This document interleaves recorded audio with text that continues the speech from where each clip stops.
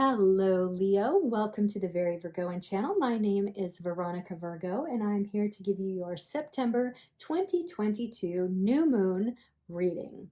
My apologies for being a day late and $1 short. This weekend was very busy. I have a lot of irons in the fire, so I was unable to do it tonight, but you still have about 12 and a half days worth of information to lead you into that full moon cycle. Now, about that cycle, the new moon is all about starting again, going back to the drawing board, starting at point one, cleaning the slate, invocations, manifestation, and building. So please consider that as we move forward with this 3-card reading, which will be about your recent past, your present, and your immediate future. I'll be using the Palladini Tarot tonight, just like I did on the full moon cycle. I just love these cards, and they speak to me a lot, so I'll probably be using them more in the future. And then the Moonology cards, which have this beautiful painterly artwork on them and a nice oracle to round out the reading. And as always, completing with my tarot dice. Now, you might notice if you're a regular watcher that I kind of closed things in a bit. Some of it's to try to deter my cats. It isn't working, by the way. Libra got a full dose of my cats behind. But I also I want the cards to be a little clearer because they looked a little too far back in some of my other readings. So if you like it, please feel free to comment. And all right, I think that's it. We're just going to move on into your reading now. Let's take a look at your recent past. King of Swords.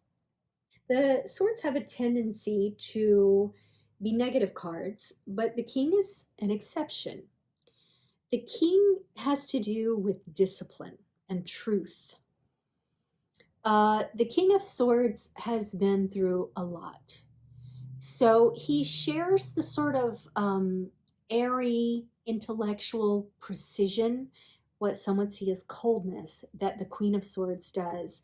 But he also has more feeling than is associated with the Queen. You could consider it a kind of head over heart idea. He's lived through it all. He does still have feelings, but he knows how to operate from his head rather than his heart. And I think that's what's been going on with you. And I say king, but if you notice, this is a very androgynous character. So it's for any gender, however you consider yourself. Please know that in all my readings. But I think this is what's been going on for you lately. You've had to maybe even squelch your emotions a little bit to deal with the matters at hand. Now, there can be some danger in that, so I want to see what the other cards are saying in order to inform the rest of the reading. 8 of Swords. Yeah, I kind of had a feeling. I just had a feeling, Leo. So the 8 of Swords represents this idea of being entrapped, essentially. You're just like, what the F have I gotten myself into? And you feel victimized. You feel like there's no way out. You are bound and you don't have any other choices. But here's the thing about this card, if you look carefully at it. There's no swords in front of her. She is bound and she's got a blindfold on, but she could step out of this jail that she's created for herself. You always have options. Now, granted, if you're literally jailed, maybe not. Hopefully none of you are. What I'm seeing here is this is an emotional jail that you're in. You're going through it. You're feeling pricked at all sides, and take whatever meaning you want from that, but you're feeling used and abused. And if you're a female, even more so. You know, I'm just feeling that for my female Leos. But know that no matter what situation you're in, you can change it. The only way you cannot change it is if you are literally imprisoned. And even then, and I say this because I have worked with incarcerated people as a teaching artist, no one can imprison your mind. You can let situations get to your mind to where it drives you frickin' crazy. But if you have this strength of the King of Swords, your mind can go wherever it wants to go. Your mind can find humor in dark situations. Your mind can make plans for when you're out of this situation. So know that, Leo. Know that. All right, let's see what your immediate future is doing. 5 of Pentacles. I think this is the first time I've ever pulled this card because I didn't know we had snow on any cards. Now, I want to say that this is not a great card. Usually Pentacles are very affirming and abundant. What it's communicating is a certain level of insecurity and need. Now, given what we previously discussed, I think this is about emotional need rather than financial need, but it could be both or either. This is a deeply intellectual card. This is a deeply intellectual card. Get the help you need with your mind. Get yourself a counselor. I have been seeing counselors most of my adult life, and quite honestly, it has saved my life. So if you can afford it, if you can get on Medicaid, if you can just go to the sliding scale place that's in your area, do it, Leo. It's going to help you.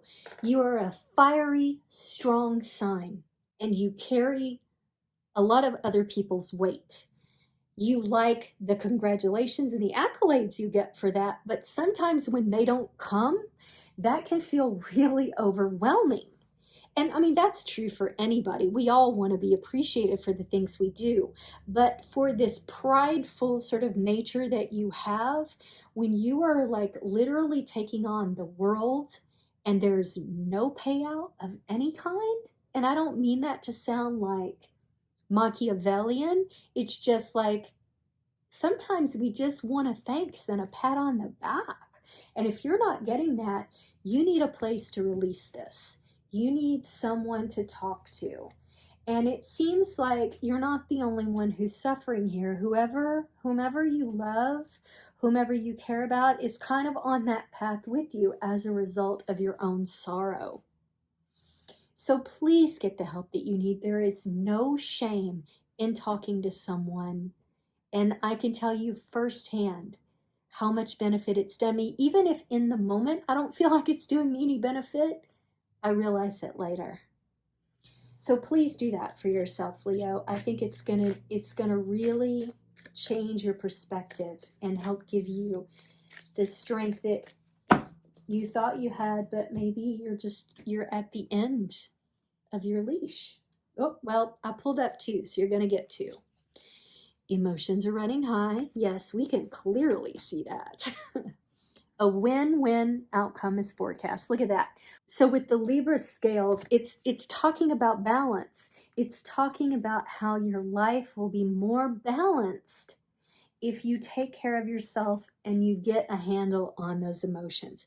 There's nothing wrong with being emotional, and especially if you're in a situation where you're up against it, like whatever your particular situation is. If you're taking care of other people, if you are overwhelmed at work, if you've taken on too many projects, if you're in a position of authority and everyone's looking to you for answers, whatever it is, if you take care of yourself, if you balance those energies, then it's all going to be golden. And we're moving into the Libra time. So by that full moon in October, which is on the 9th, you'll feel a lot better about your situation, Leo. A lot better. All right, we have the Sun, which is your ruling sign. We have Capricorn, and we have 1. So I'm thinking that either your partner is a Capricorn who has a birthday in January, or this is interesting. So I always manage to invoke David Bowie somewhere in every reading that I do, like every time I do a session. It's usually with Capricorn because he was a Capricorn, but we're doing Leo. There's a deck of cards that I'm going to be using in January that are associated with Bowie. They were done by an artist that he worked with closely, David DeAngelis. I'm not going to bust him out until January, but he has Bowie, well, he has Bowie in several of the cards, but I think no more distinctly than with the King of Swords. And he associates Bowie with that card.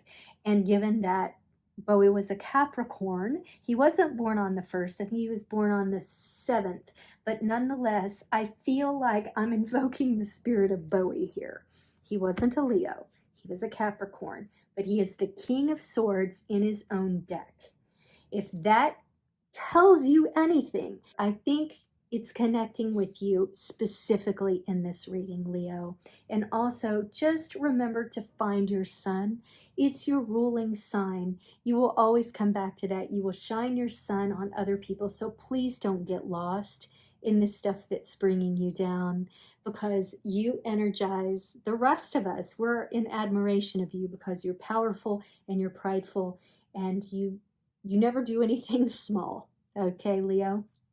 So this is a difficult reading, but I think a reading that can really help you if you feel a bit lost. And just know, by that full moon that's coming up in the 9th, you're going to feel a lot of pressure off, even if you've only made an appointment.